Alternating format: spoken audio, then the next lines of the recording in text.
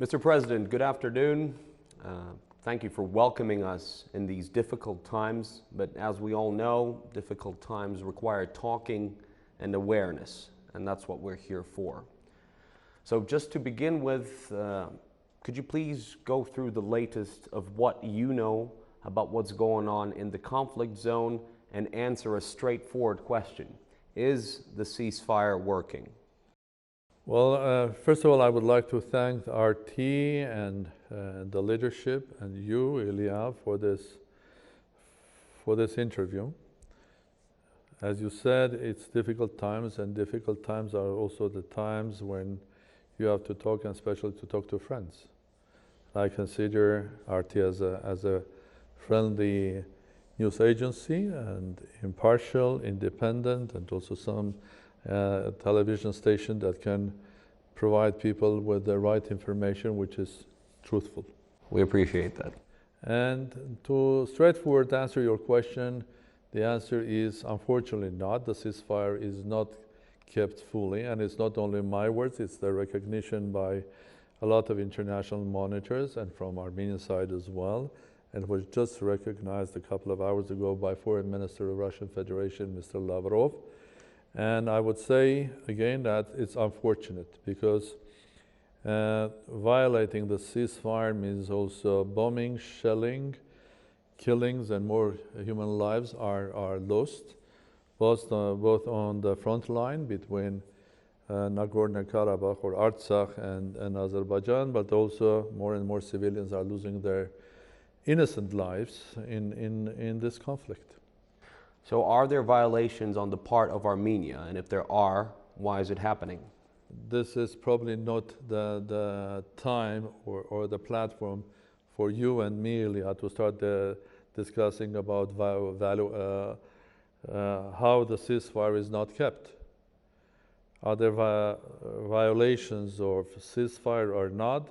Definitely there are violations, and as far as I understand, if one violates, the other one answers. So violations are there, they are unfortunate, and I think all parties have to put a lot of efforts in order to stop it. And of course, it's very, very important to have mechanism or verification who is breaking the ceasefire. I mean, these are many ways of doing that, internationally, using technology, but it should be put in place. Because until the ceasefire is not established fully, the humanitarian side of this ceasefire will not be, neither of sides will be able to use that. And of course, International Red Cross, that is asked in order to be a part of this humanitarian act, will not be able to work there. So ceasefire, basically monitoring the ceasefire, making sure that it works, is absolute necessity. Well, you are saying that this is a matter of responding to the fire. Is there a possibility of some kind of disagreements or different opinions in the Armenian or pro-Armenian military, possibly a more radical lobby or approach, or people that were against the ceasefire? And who is to blame for the latest damage and victims in Azerbaijan away from the epicenter of the conflict? For example, the reports of shelling in Ganja came in after the ceasefire was announced. Well, the answer, I will try to answer you and make a couple of points. Point number one, in the case of the bombing or shelling Ganja in Azerbaijan, I have clear information from my government, from Ministry of Defense, and for Foreign Minister, and Foreign Minister have spoken about that already, and in his interviews to even Al Jazeera, that it's definitely not Armenia that has shelled it. That's number one. Number two, when you are speaking about breaking the ceasefire, it was unfortunately immediately after the ceasefire was announced at 12 o'clock, Stepanakert, the capital city of Artsakh Republic, was shelled. And I'm speaking about civilian shellings as well. Third, we should not forget in this account the real fact, who started this stage of war. It was the Azeri side, clearly, not the people of Nagorno Karabakh Republic of Artsakh. And the way it started, unfortunately, was not shellings, bombings, or fighting on the ground, on the front line, but it started with bombing of capital of Karabakh, Stepanakert, civilians and civilian objects, because there are no military objects in Stepanakert. So bombing civilians, like civilians in the villages or civilians in the cities, including the capital city, Martaket, and other cities, is an act of brutal violation of human rights. But can we go back to my earlier question? Could there be any discord within the Armenian military? Could there be a different view on how to fight this war? If you're speaking about Armenia and the Ministry of Defense, I'm pretty sure there is only one opinion, and not only one opinion, but one behavior, which comes from the government, from the Prime Minister's office, from the Ministry of Defense, and so on and so forth, from the General Staff. For a simple reason, because the Prime Minister is in charge of, as the top executive officer in the government, to run all of these activities. Well, if I had any information like that, I would be the first one to pick up the phone and speak to my Minister of Defense and to the Prime Minister. But I don't have any information like that you were referring to. Well, Mr. President, just again, to make it clear, when you were saying that you are unaware of any shelling or bombing of Ganja from the Armenian side, would you say that this is a staged provocation in that case? This war is continuing more than 2 weeks already. Partially now with the ceasefire on, and before in a full scale, and go into the details, was this a provocation or not, is a detail. Well, the big picture is that 27th of September, Azerbaijan decided that they are no longer interested in going ahead with negotiations around the table of the OSCE Minsk group. And basically for this or that reason, they decided that they go back around 30 years back when the first Karabakh war started and try it again to resolve the issue with military force. Not only as a president of the republic, but as someone that was following this whole process for many years, I can assure you that it's not only that I don't believe it, analytically when I think about it, logically there is no military solution to this. Fighting for your home is not about mathematics. It's not about numbers. It's not about how many bombs and shells, what sort of technology you have. Maybe that helps you at the early stage, the first day, the first week, the second week, but then it becomes much more about what are you fighting for. And in the case of Nagorno-Karabakh or people of Artsakh, they're fighting for their home and for their homeland. And that homeland is not an abstract one. It's the home that them, their grandfathers, and the grandparents of their grandparents, and so on and so forth, thousands of years have lived. And they lived and created a special culture, which is Armenian, because they're Armenians, but that lived in a specific region, very proud, very people that know how to fight for themselves. They have shown them during the whole history, they have seen invaders starting from Genghis Khan, the great Timur, Persian Empire, and so on and so forth. They were proudly a part of Russian Empire as well, but they were never a part of Azerbaijan. I mean, Azerbaijan, Soviet Socialist Republic, got Nagorno-Karabakh as a great gift from Comrade Stalin for 65 years. But what happened then, even as those 65 years, Nagorno-Karabakh had an autonomy, an absolute majority of Armenians living there. But there it comes to the main question. How on earth, after 65 years that Azerbaijan had being sort of in charge of Nagorno-Karabakh, because everybody was a part of the greater country or empire, Soviet Union, and under the watch of the Soviet leadership, Azerbaijan has managed to basically not not gain the trust of people of Nagorno-Karabakh. I mean, this word is very important, trust. This is one of the reasons why in 1991, Armenians in Nagorno-Karabakh, or people of Nagorno-Karabakh, decided with the breakdown of Soviet Union that they are ready to vote in a organized, according to all the rules, referendum and vote for independence. Why? Because one important word was missing, trust. They didn't trust Azerbaijan as a country that they could live together. Because even under Soviet rule, Azerbaijan was doing everything to push Armenians out of Nagorno-Karabakh. I mean, the schools were closed. A lot of Armenians from Nagorno-Karabakh, their first language for many years was Russian, and for a simple reason, except speaking at home Armenian, they were going to Russian schools because they didn't want to go to Azeri schools. They were going to Russian schools. How on earth anybody thinks that people of Nagorno-Karabakh can trust Azerbaijan now after the first war, after the second war, after losses of so many lives, to trust them to live under an autonomy under Azerbaijan? I think it's quite impossible. Let me put it this way. What's more important for the Armenian government under the current given circumstances? Human lives, the status of Karabakh, or Karabakh borders? Well, you can never simplify complex politics. You can never simplify human behavior, I think, bringing to a simple formula. What is for me more important? Everything is important because they are interconnected. I think that human lives are priority number one in any, well, if you ask me personally, for me, human life is the most important thing.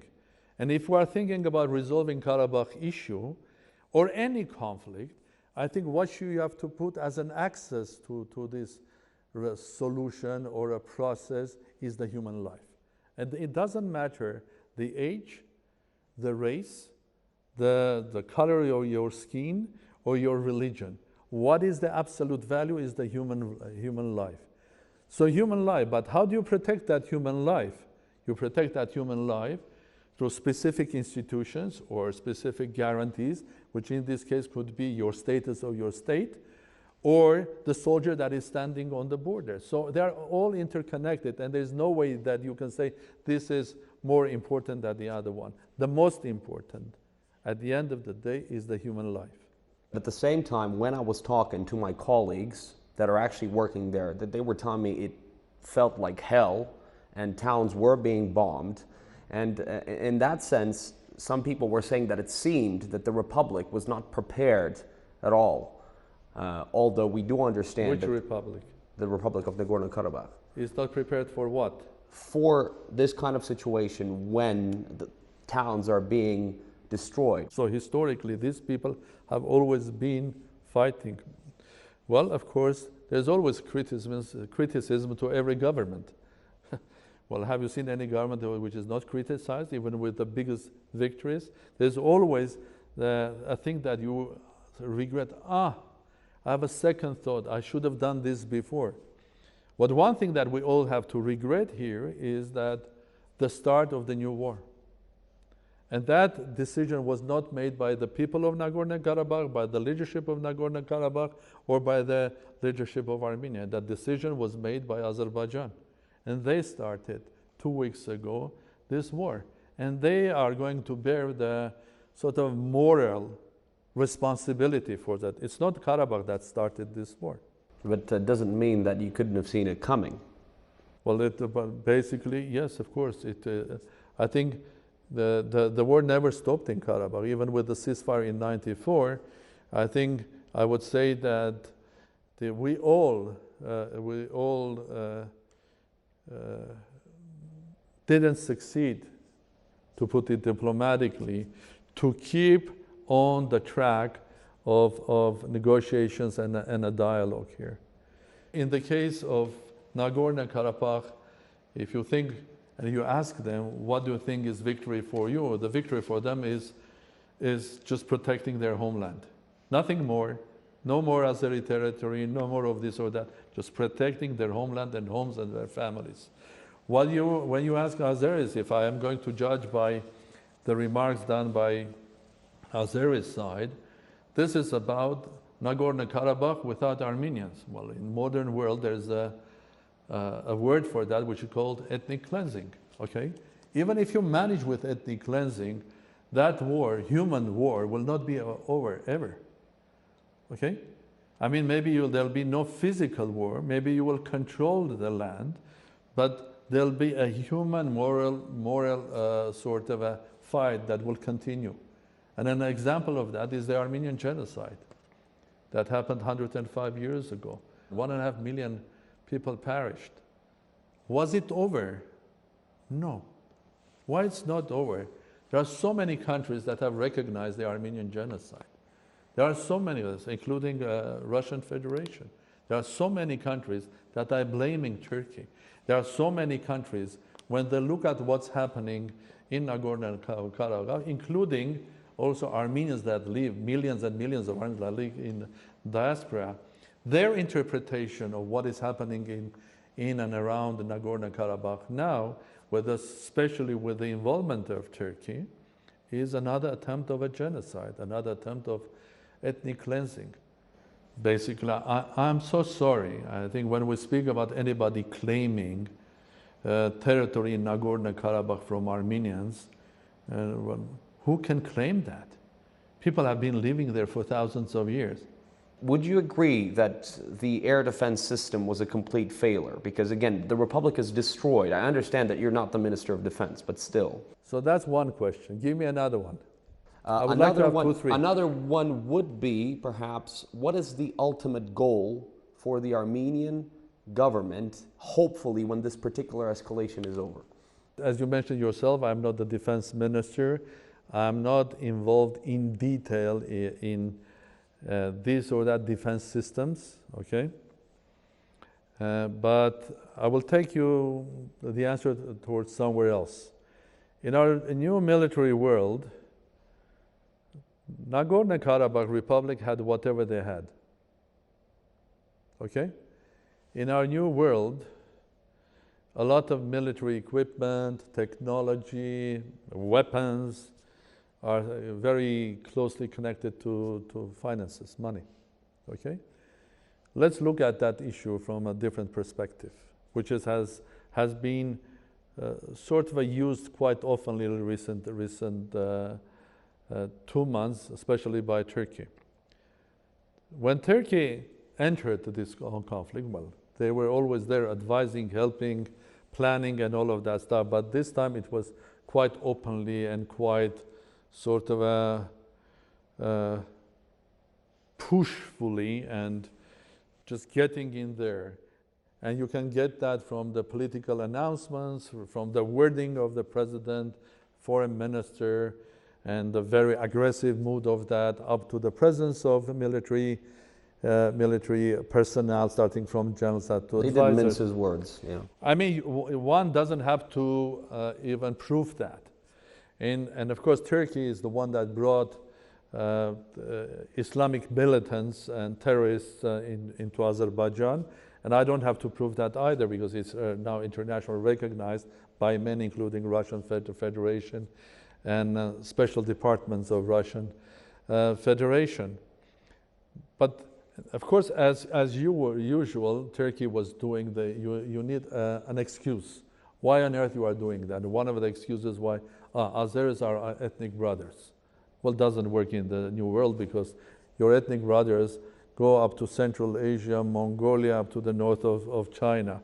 Are you ready to interfere or any problem that your ethnic brothers will get there?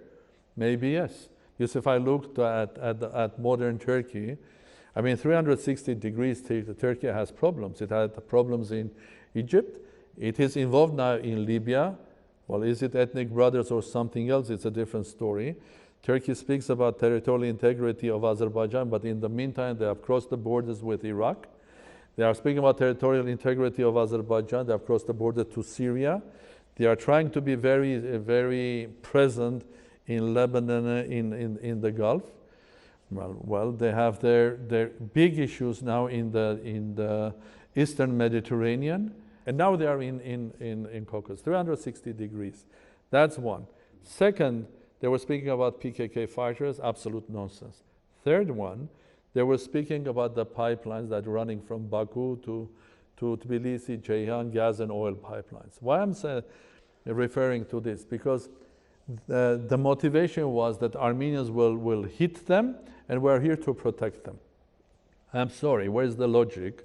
If Armenians had to hit that pipelines, they should have hit that 20 years ago. 20 years ago, when they were starting to build the pipeline, a couple of shellings would stop the pipelines being built. Armenians didn't do that, and they didn't do that more than 20 years. No shelling, no one bullet was fired. Armenians allowed Azerbaijan to build the pipelines, to sell their oil and gas, and not only theirs, but from Caspian and also from the Central Asia, make billions of dollars, and use that billions of dollars buying billions of dollars of worth of armament, and then use that against Nagorno-Karabakh. And that brings to a conclusion. Billions of dollars. So that's money and Turkish support. Money and Turkish support has created, and with money and Turkish support, you can come over any moderate air defense system that Nagorno-Karabakh had. So when are you saying, oh, how on earth, because Nagorno-Karabakh doesn't have oil, how on earth, because Armenians were proper citizens of this planet, they were not shelling the pipeline, stopping Azeris making money. And what about the ultimate goals for your government, the government of Armenia? Well, the ultimate goal is to stop the war, return back to the table of negotiations, and finally go to the right direction. And there is only one right direction, which is there is no alternative to the final status and resolution of the Nagorno-Karabakh Karabakh final status, except normal human negotiations. The process of negotiations is not only about the formula and final status, it is also very, very important that during the negotiations, people gradually, with difficulty, sometimes with unhappiness, are creating trust. What is the realistic vision? I mean, we understand that we're not going to go back to the same status quo as it used to be. That's just impossible at this point. Well, the thing is, I think it is so premature today to start talking about what's going to happen to us tomorrow, the day after tomorrow, when we have not been able to solve actual today's problem. And today's actual problem is the ceasefire. Because the process itself will define it. I think if I'm going to say, this is what I want, and the other side will say, this is what I want, we are quite apart from each other. And that's why the whole process of negotiations is important, to bring them together. In fact, during the last 20 years of negotiating, a lot of differences were resolved. And you have to trust me. There were several of them which were not resolved. There were principal ones that needed political courage and decision. But otherwise, and when you are speaking of a conflict of this scale and size, there are so many details that look like details, but you have to negotiate them. So all of that was done. Now it's broken, but there is no other way. You have to start negotiating again. I mean, for us, it's very important, I told you. I think it's that Nagorno-Karabakh people and the Republic, they don't see any other solution except Armenians in Nagorno-Karabakh living freely in their homeland with dignity. And for every Armenian worldwide, including in Armenia and in diaspora, what is important, not to have the danger of another ethnic cleansing and genocide. But what will be the outcome? I'm sorry, Ilya, I will restrain myself to coming up with a prediction or speculation, because it will look like more speculation rather than hope or a vision. What I'm saying today, it's the time to stop the war. I mean, you look now at the city of Stepanakert. Well, even from a drone. I mean, it looks like it's a city after the Second World War. That's what I was asking you about. I mean, how on earth these people, when they every day they wake up and go every and each time to a shelter, and they live in a city that they have restored after the first war with love, because it's a beautiful city, and now it's completely destroyed. Let me give you an example. In Shushi, there is a church of the Christ the Savior. It's a beautiful church built in 19th century. More or less the same time there was a mosque built in Shushi, because there was Azeri minority living in Shushi. And after the first war, both of them were destroyed.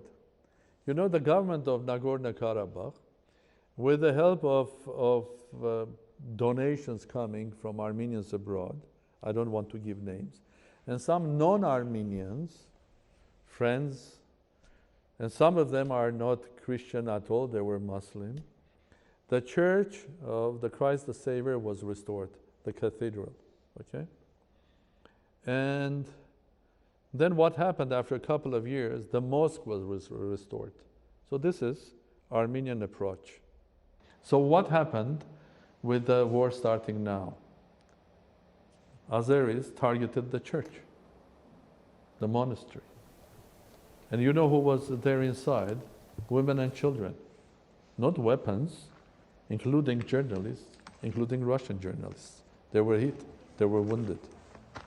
The number one motivation for Friday's talks in Moscow was to avoid a humanitarian disaster. What's been done so far in that regard, and what are the numbers for the refugees, for the casualties? That's the saddest part.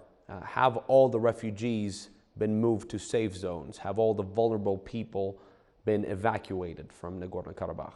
Well, humanitarian has many layers here. Of course, humanitarian means also stopping the war on the front line, allowing international organization, humanitarian ones like the Red Cross, that to help the withdraw the wounded, the dead, and the bodies and everything.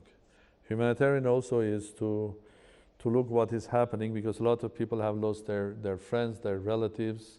Humanitarian also means about, because we have a big number of refugees now from Nagorno-Karabakh. As a president of a country, I am proud to say that what I found with the first day of the war, that there is a national unity here. As an example of that is the way people self-organize them in order to take care of refugees from Artsakh, from Nagorno-Karabakh. I mean, even before the government has started to move the Ministry of Social Affairs and so on, the Ministry of Health, volunteers, thousands of them, started taking care of them.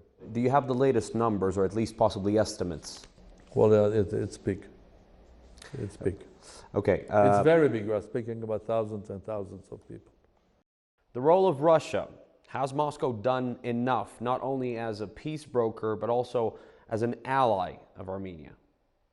Well, I think I have defined for myself personally several important principles when I think about Russia's policies in Caucasus. The one was recently reminded by President Putin, I think it was on the 7th of October, saying clearly that Russia has relations with Armenia. There are treaties signed, both political, military, and Armenia is also a part of treaty organization. And President Putin made it clear that Russia is going to own every and each agreement.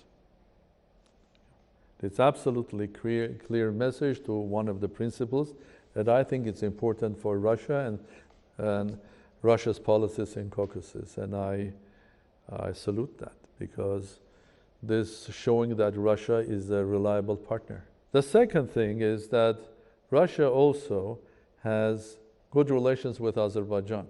Russia has very good relations with Azerbaijan and very good relations with Armenia.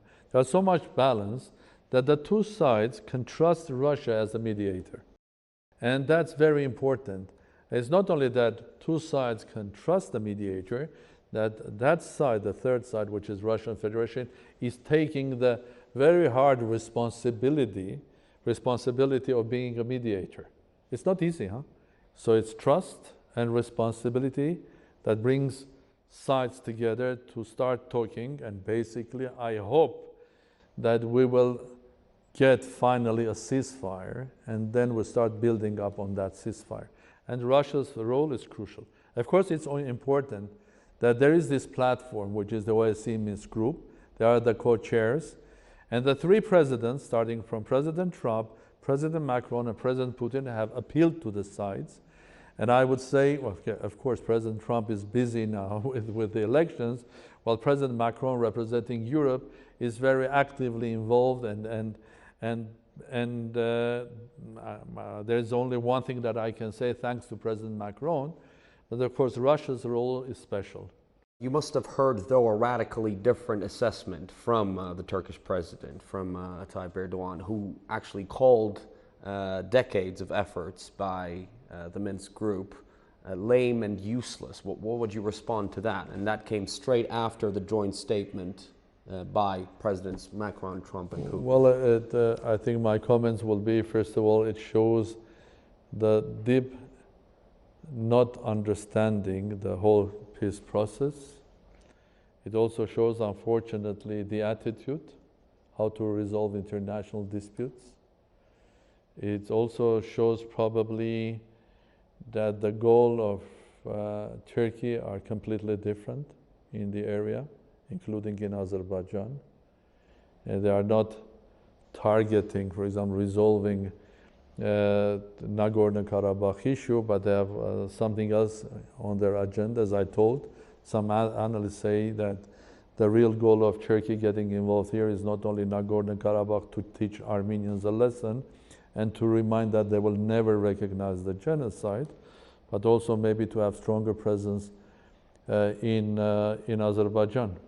What makes you treat the presence of Syrian Islamist mercenaries on the ground fighting alongside Azerbaijani troops as a fact? And also, Mr. President, you mentioned the PKK fighters. Can you rule out completely the involvement of Kurdish fighters there? Absolutely. That's absolute nonsense. But if you find one of them, you're a journalist, just give me a call, please. Huh? If you want a trace of one. Yes, indeed, in Armenia, there are the citizens of Armenia and citizens of Nagorno-Karabakh of Kurdish, but mostly Yazidi origin. They are ethnically Kurdish, but they belong to a different faith, which is the Yazidi faith. You know, what is important, I think, every and each time, as I told you before, every and each question, the one type of that you just asked me, which is provoked by Turkish side, but in reality is a question that questions the fact that Armenians can defend their homeland. Because they need someone to come and help. I was asked by many journalists, what do you think about will Russia come and support? I mean, Nagorno-Karabakh or Armenia. Will Iran come and work, or the third party? What we are trying to give a message is that we don't want anyone to be involved. We don't want anyone. What we don't want any inclusion. We don't want to complicate the thing. We want an exclusion of one, which is Turkey. If Turkey comes out, I can assure you the ceasefire will be stable and for a long period of time.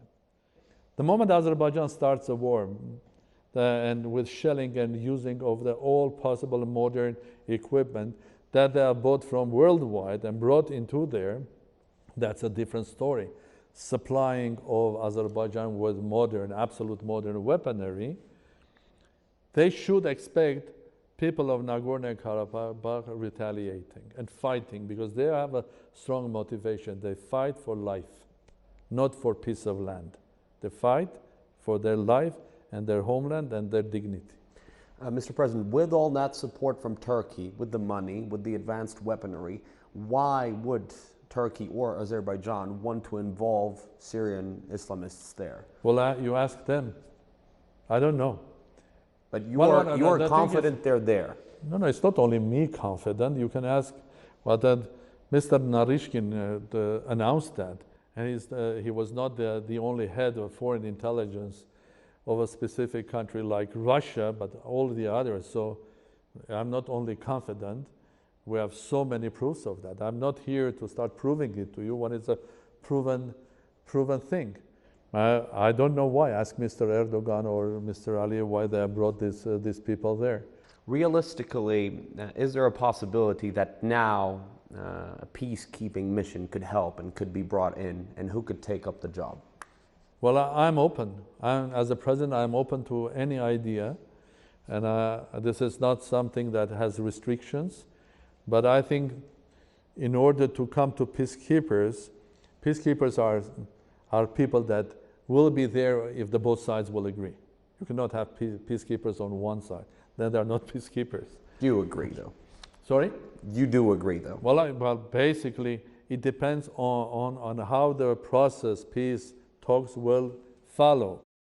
I think everything is on table if we have a ceasefire and if we come back again, two sides to a negotiating table. Then they can discuss anything. Peacekeepers, mandate, issues, timing, everything. And it's premature for even someone like me to say, this is acceptable, this is not. Why? I give you another very strong example of that. For years, starting from the first day when Nagorno-Karabakh declared independence, then it was a part of Soviet Union, and then the Supreme Soviet of Armenian Soviet Socialist Republic has voted that they should recognize the Nagorno-Karabakh as an independent state or maybe even part of Armenia. But later the leadership of Armenia wisely stopped this process.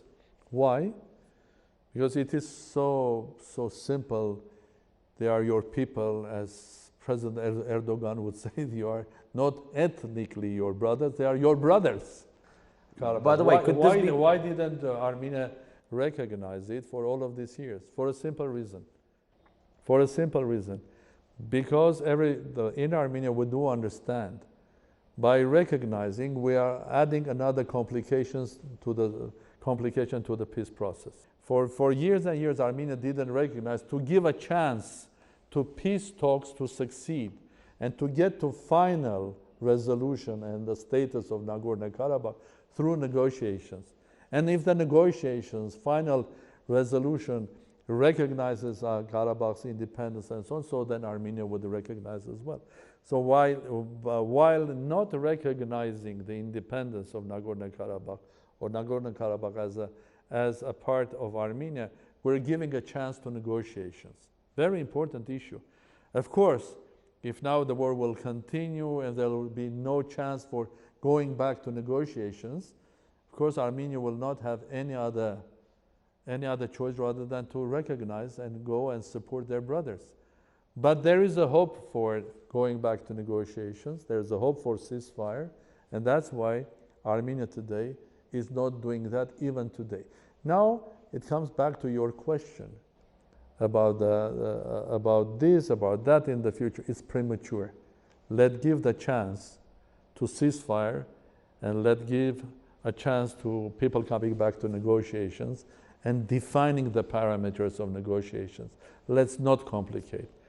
Mr. President, I understand the reason is very unfortunate and tragic, but judging from what you told me, you feel that Russia and Armenia have become closer after this flare-up. Would you say that? Our closeness cannot be judged on the level of today's politics, cannot be judged on the level of announcements or attitudes or decisions by groups, some parties. I think our relations were and are, and I'm sure will be, very deep, much deeper than political events on the surface. Because to answer this question, it will take me again the same word that we were using several times today: trust. And this is not just a trust of two unknown, it's a trust that comes for several centuries. President Sargsyan, thank you very much for the trust, and let's just keep building it, and thanks a lot for defining so many complex things for us. Thank you very much. Pleasure to talk to you, Ilya.